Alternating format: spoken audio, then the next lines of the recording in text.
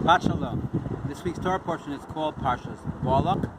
Okay, and the Parsha is a very beautiful Parsha about an evil sorcerer that tried 7 times to curse the Jewish people, and each time God transformed the curses into blessings. You have a certain dichotomy here because the name of the Parsha is called Parshas Balak. Balak himself was an anti-Semite, not Jewish, a Jew hater.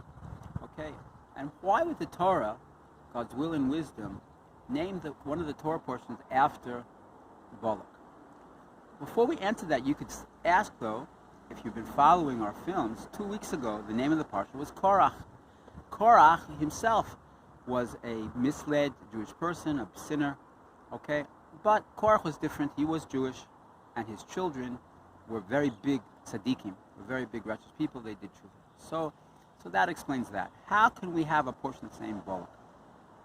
To explain the answer, we're going to first explain a concept. There's a certain idea in Jewish tradition called eshafcha. In a certain sense, it means transformation.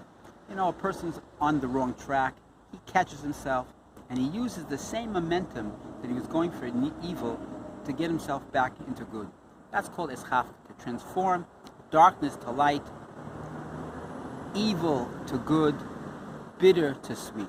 Okay, and that's the idea of Parshas Balak, because Parshas Balak, we know that Mashiach, the highest, the most sublime Jewish idea, Mashiach was, it will be a descendant of King David. King David, in turn, was a descendant of Ruth the Moabite, and Ruth the Moabite was a granddaughter of Balak. So here we have from the lowest to the low, we get to the highest to the high. What can you and I learn from the Parsha? Right? When we have a problem with ourselves, when we feel that we're out of options, remember, we can just turn ourselves around and use the same strength and do positive. When we see somebody else off track, just give them a little light in their life and we'll see that right away they'll turn around. Shabbat Shalom.